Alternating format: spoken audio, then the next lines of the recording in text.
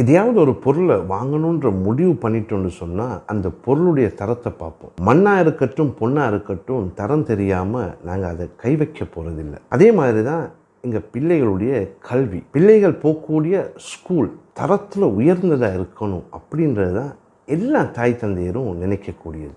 இது சாதாரணம். ஸ்கூலுடைய தரத்தை பார்க்கக்கூடியவங்க இந்த ஸ்கூல்களை நிர்வகிக்கக்கூடிய நிர்வாகிகள் யார், எவர், தரமானவங்களா தரத்தில் குறைஞ்சவங்களா அப்படின்ற ஒரு தேடலில் இருக்க மாட்டாங்க. இவங்க எல்லாருக்குமே தேவை இருக்கும், எங்கள் பிள்ளை இந்த ஸ்கூலுக்கு போனால் போதும், இந்த ஸ்கூலுடைய அங்கீகாரம் எங்கள் பிள்ளைக்கு கிடைச்சா மட்டுமே போதும். இதுதான் நாங்கள் எல்லாருமே செய்யக்கூடிய ஒரு முக்கிய தவறாக இருக்குது.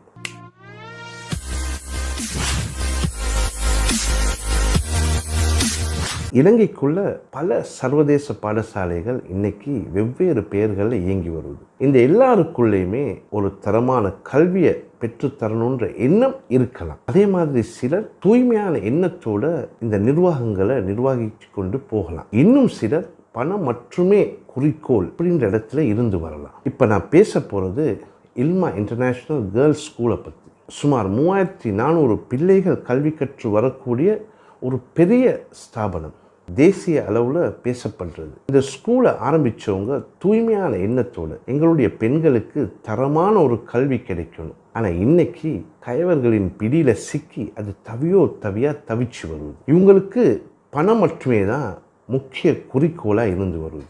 ஏன் இதை தொடர்ந்து பேசணும், என்ன காரணத்துக்காக பேசணும் அப்படின்ற கேள்வி உங்களில் யாருக்காவது எழலாம். இது உங்களுக்காக தான் நான் பேசுகிறேன், உங்களுடைய நலனுக்காக தான் பேசுகிறேன். தவறுகள் நடந்தால் அதை சுற்றி காட்டணும், அதை தட்டி கேட்கணும்.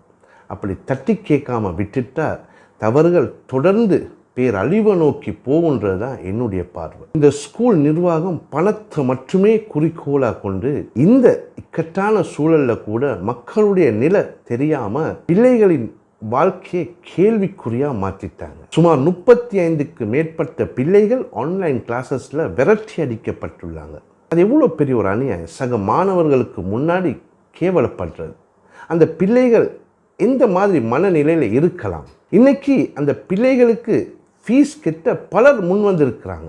ஆனால் இழந்த மானம் திரும்ப கிடைக்குமா, இல்லை விட்டு போன சில பாடங்கள் தான் அவங்களுக்கு திரும்ப கிடைக்குமா? இல்லையே. அப்போ ஏன் இந்த மாதிரி ஒரு தவறான முடிவுக்கு ஆசிரியர்கள் போகணும்? யார் இவங்களுக்கு தூண்டுகோலாக நின்று பின்னாடி திருகி விடுறது? பணம் மட்டுமே தான் குறிக்கோளா, இல்லை பணம் மட்டும்தான் முக்கிய தேவையா?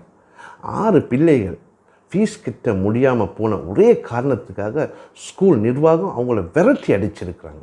அப்போ அந்த பிள்ளைகளுடைய எதிர்காலம் என்னவாகும்? தமிழ் மீடியத்துக்கு போவா, இல்லை சிங்கள மீடியத்துக்கு போவா, இல்லை எந்த இடத்துக்கு அந்த பிள்ளைகள் தள்ளப்படும்? எவ்வளோ பெரிய ஒரு அநியாயம் இது. ஒரு எதிர்பார்ப்போடு தானே அந்த பிள்ளைகள் தனது பாதத்தை முன்னெடுத்து வந்திருக்கும். திடீர்னு விலகி போ, உங்களுக்கு வக்கில்லை இங்கே தொடர்ந்து பயணம் போகிறதுக்கு என்று சொல்லி விரட்டி அடித்தா அந்த பிள்ளைகளுடைய எதிர்காலம் பெரிய ஒரு கேள்வி தானே. இவங்களால் விரட்டி அடிக்கப்பட்ட அந்த 6 பிள்ளைகள் யாராவது ஒருத்தர் ஒரு டாக்டராகவோ இன்ஜினியராகவோ இல்லை ஒரு அட்வொகேட்டாவோ வரக்கூடிய வாய்ப்புகள் இருந்தால் அதை தடுக்கக்கூடிய இடத்துல தானே இவங்க இருந்து வராங்க. அப்போ பணம் மட்டும்தானா குறிக்கோள், கல்வி இல்லையா? அப்போ கல்வியை நீங்கள் கொடுக்கக்கூடிய இடத்துல இல்லையா? நீங்கள் சொல்லக்கூடிய வார்த்தைகள் பொய்யானதா? எத்தனையோ செல்வந்தர்கள் வாலண்டியராக ஃபீஸை கிட்ட தயாராக இருக்கிறாங்க. அந்த மாதிரி செல்வந்தர்களிடம் சொல்லலாமே, இப்படி 6 பிள்ளைகளுக்கு ஃபீஸ் கிட்ட முடியாமல் தவிக்கிறாங்க, அவங்களுக்கு உதவி பண்ணுங்க. இல்லை பலரிடம் சொல்லலாமே, இல்லை இவங்களிடத்தில் இருக்கக்கூடிய சதக்கா ஃபண்டோ ஜக்காத் ஃபண்டோ எடுத்து அந்த பிள்ளைகளுடைய ஃபீஸை கெட்டிருக்கலாமே. இவங்களிடத்தில் இருக்கக்கூடிய இருப்பெல்லாம் எங்கே போச்சு? திருடி திண்டுட்டாங்களா என்று கேட்டால் இவங்களை பற்றி பல கதைகள் நான் தேடி சொல்லணும். அது அத்தனையும் இந்த ஸ்கூலில் கல்வி கற்று வரக்கூடிய மாணவர்களுடைய தாய் தந்தையர்கள் புரிஞ்சு கேள்விகள் எழுப்பணும். கேள்வி கேட்கக்கூடிய இடத்துல நீங்கள் இருக்கணும். என்னுடைய பிள்ளை சேஃப் ஜோனில் இருக்குது, அதனால் எனக்கு அதை பற்றின கவலை இல்லை. என்னுடைய பிள்ளை ஃபீஸை கெட்டி தான் இந்த ஸ்கூலுக்கு போகுது, அதனால் மற்ற பிள்ளைகளை பற்றி தேவை எனக்கு இல்லை அப்படின்ற இடத்துல நீங்கள் யாரும் இருக்கக்கூடாது. இன்றைக்கி இவங்களுக்குன்னா நாளைக்கு உங்களுக்கு. ஒருத்தருக்கு ஒரு அநீதி நடந்தால் அதை தட்டி கேட்கக்கூடிய இடத்துல இருக்கணும். ஒற்றுமையாக ஒரு பயணத்தை போகணும். அப்போ தான் நிச்சயமாக எங்கள் சமூகத்துக்கு ஒரு வெற்றி இருக்கும். அந்த பிள்ளைக்கு தானே, இந்த பிள்ளைக்கு தானே, அவங்களுக்கு தானே, இவங்களுக்கு தானேன்னு சொன்னாங்க. விட்டுட்டு போகணுன்னு சொன்னால் கடைசியில் நாங்கள் எல்லாருமே நிர்கதியாக நிற்கக்கூடிய நிலைக்கு தள்ளப்படுவோம். இன்றைக்கி இந்த ஸ்கூல் கைவர்களின் பிடியில் சிக்கி தவிக்குது. ஒட்டுமொத்த டிரெக்டர்ஸ்மாரை பற்றியும் சொல்லப்போனால் ஒரு நாளுக்கு மேலே தேவைப்படும் எனக்கு. இன்றைக்கி நான் தேடின பல விடயங்களில் சிலது உங்களிடத்தில் சொல்கிறேன். முடிவெட்டக்கூடியது நீங்கள், முடிவை தேடி போகக்கூடியது நீங்கள், விரட்டி அடிக்கக்கூடிய இடத்துல இருக்கக்கூடியவங்க நீங்கள். விரட்டி அடித்தே தீரணுன்றது தான் என்னுடைய முடிவாக எப்போவுமே இருந்து வரும். இந்த 2 பேரும் பச்சை திருடர்கள். தேடி பாருங்கள். பல முஸ்லீம்களுடைய பணத்தை வக்காலா என்ற பேரில் ஏமாற்றி ஏப்பம் விட்ட திருடர்கள்ன்றதை அடித்து சொல்லுவேன் எந்த இடத்துல வேணாலும். என்னிடத்தில் பல ஆதாரங்கள் இருக்குது. பல தடவை இவர்களை பற்றி நான் பேசியிருக்கிறேன். தனது திருட்டை தட்டி கேட்கக்கூடிய இடத்துல இல்லாத சில மொக்கு கூட்டம் தான் தனக்கு அடிமைகளை சேவை செய்யணும். இந்த திருடர்கள் அதனால தான் சில மக்கு கூட்டத்தை தனக்கு கீழே வச்சிருக்குது. அந்த மக்கு கூட்டம் யாருன்றதை நீங்கள் தெரிஞ்சு கொண்டீங்கன்னா உங்களுடைய பிள்ளைகளின் எதிர்காலம் எதுவாக அமையுன்றது நிச்சயமாக நீங்கள் ஒரு முடிவு பண்ணுவீங்க. சுமார் 3400 பிள்ளைகள் கல்வி கற்று வரக்கூடிய ஒரு ஸ்கூல். அந்த ஸ்கூலுக்கு பிரின்சிபல் என்ன மாதிரி இருக்கணும்? அட்லீஸ்ட் ஒரு BA டிகிரியாவது இருக்கும். எல்லா ஸ்கூலுமே விரும்புவது மாஸ்டர்ஸ் முடித்தவங்கள தான். மாஸ்டர் ஆஃப் எஜுகேஷன் அப்படியும் இல்லைன்னு சொன்னால் ஒரு பேச்சுலர் ஆஃப் எஜுகேஷன் இல்லை பேச்சுலர் ஆஃப் சயின்ஸ் அப்படி இப்படின்னு ஏதாவது ஒரு டிகிரி இருக்குமா? ஏதாவது ஒரு டிகிரி இருந்தால் தான் அவங்க தகுதியானவங்க. அவங்களுக்கு இந்த ஸ்கூலை கட்டியாலலாம் அவங்களுக்கு இந்த பிள்ளைகளின் எதிர்காலத்தை ஒரு அழகான பாதையை நோக்கி கொண்டு போகலான்ற முடிவு தான் இந்த நிர்வாகத்தை தலைமை தாங்கி வரக்கூடியவங்க எப்போவுமே நினைப்பாங்க. இந்த நிர்வாகிகள் திருடர்கள்ன்றதை என்னால் அடித்து சொல்லலாம். அதனால தான் O-level படித்த தகுதியற்ற இந்த பெண்ணை கொண்டு வந்து பிரின்சிபலாக உட்கார வச்சுருக்கிறாங்க. இவங்க இந்த பதவிக்கு வர்றதுக்கு முன்னாடி தன்னை பற்றி கொஞ்சம் சிந்திச்சிருக்கணும். நான் இந்த ஸ்கூலை கட்டியாளக்கூடிய அளவுக்கு திறமைசாலியா? என்னிடத்தில் திறமை இருக்குதா? இந்த ஸ்கூலில் பிள்ளைகள் 10 அப்புறம் 11 12 வரைக்குமே போகுது. நானும் 10 வரைக்கும் படித்தவன். என்னால் முடியுமா 12 வரைக்குமே படித்து போகக்கூடிய பிள்ளைகளுக்கு ஒரு எடுத்துக்காட்டாக இருக்குது. இவ்வளோ பெரிய ஒரு கேவலம். இந்த பிரின்சிபல் தெரிஞ்சுக்கொள்ளக்கூடாதா?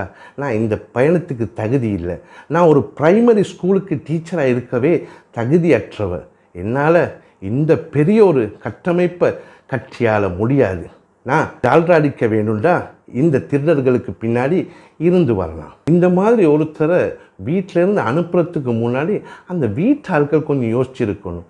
ஏம்மா, நீ இந்த பதவிக்கு தகுந்தவ இல்லை, அதனால் தயவுசெய்து நீ இந்த இடத்துக்கு போயிடாத, என்னைக்காவது ஒரு நாள் நீ விரட்டி அடிக்கப்படுவ. இன்றைக்கி இந்த தகுதியற்ற பிரின்சிபலால் தான் இந்த ஸ்கூல் நிர்வாகம் மண்ணோட மண்ணாக போய் கொண்டிருக்குது. இவங்க வேணால் திருடர்களுக்கு ஜால்ரா அடித்து தலை சாஞ்சி போகக்கூடிய இடத்துல இருக்கிறதுக்கு ரொம்ப தகுதியானவங்க. இதுதான் என்னுடைய பார்வை, இதுதான் என்னுடைய தேடல். அடுத்து இன்னொன்று சொல்லப்போனால் இந்த 2 பேர் ஒன்று O-level இன்னொன்று A-level டிரெக்டர் போர்டில் இருக்கிறாங்களாம். இவங்க தான் வரக்கூடிய அத்தனை டீச்சர்ஸ்மாரை இன்டர்வியூ பண்ணக்கூடிய இடத்துல இருப்பாங்க. அப்போ தெரிஞ்சுக்கோங்க என்ன லட்சணத்தில் இந்த ஸ்கூலுடைய பயணம் எதிர்காலத்தை நோக்கி போகும். 10 வரைக்கும் படித்தவ பிரின்சிபல், 10 வரைக்கும் படித்தவ டீச்சர்ஸ்மாரை இன்டர்வியூ எடுக்கக்கூடிய இடத்துல இருக்கிறா. டீச்சர்ஸ்மார் பல பேர் டிகிரி முடித்து இந்த ஸ்கூலுக்குள்ளே இருக்கிறாங்களாம். இந்த டிகிரி முடித்த டீச்சர்ஸ்மாருக்கு எந்த மாதிரி ஒரு கூச்ச சுபாவம் இருக்கும்? நாம் போய் இவங்க முன்னாடி கை கட்டி நிற்கிறதா? இந்த 2 பேருமே துணி வியாபாரத்தில் முன்னோடிகளாக இருந்து வரக்கூடியவங்க. துணி விற்கிறதுக்கு வேணால் இவங்க தகுதியானவங்க. ஷல்வாரோ சாரியோ இல்லை குர்தாவோ இல்லை கமீஸோ எது வேணாலும் இவங்க விற்று தொலையலாம்.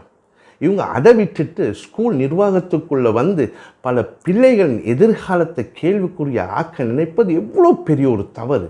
ஏன் இதை தட்டி கேட்க முடியாது? முதுகெலும்பு இல்லாத ஆல் கேர்ள்ஸ் அசோசியேஷன் எக்கேடு கெட்டு நாசமாக போட்டு இந்த ஸ்கூல், இதை பற்றி நாங்கள் எட்டியும் பார்க்க தேவையில்லை, பேசவும் தேவையில்லை, தேடவும் தேவையில்லை அப்படின்ற இடத்துல இருந்து வரதை நினைக்கும் போது ரொம்ப கவலையாக இருக்குது. அதே மாதிரி தான் இந்த பேரண்ட்ஸ் அசோசியேஷன். ஏன் உங்களால் இந்த தவறுகளை தட்டி கேட்க முடியாது? உங்கள் கண்ணுக்கு விளங்குது இல்லையா? நீங்கள் குருடாக இருக்கிறீங்களா? ஏன் உங்களால் பேச முடியாதா? ஊமைகளா நீங்கள்? தட்டி கேளுங்க. தவறுகளை தட்டி கேட்டால் தான் தவறுகள் நடக்காமல் இருக்கும். இந்த மாதிரி துரோகிகள் இருந்து பிள்ளைகளை வழி நடத்தினா எந்த லட்சணத்தில் எங்களுடைய பிள்ளைகள் எதிர்காலத்தை நோக்கி போகும்? 10 படித்தவளால் முடியுமா 12 வரைக்கும் போகக்கூடிய பிள்ளைகளை வழி நடத்த? இந்த பிள்ளைகளுடைய உள்ளத்தில் இருக்காத என்னுடைய பிரின்சிபல் என்னை விடவும் கீழே உள்ளவதானே அப்படின்ற மாதிரி. அப்போ கேவலமாக இல்லையா? முதல்ல இந்த பிரின்சிபலை விரட்டி அடிக்கிறதுக்குரிய முயற்சி பண்ணுங்க.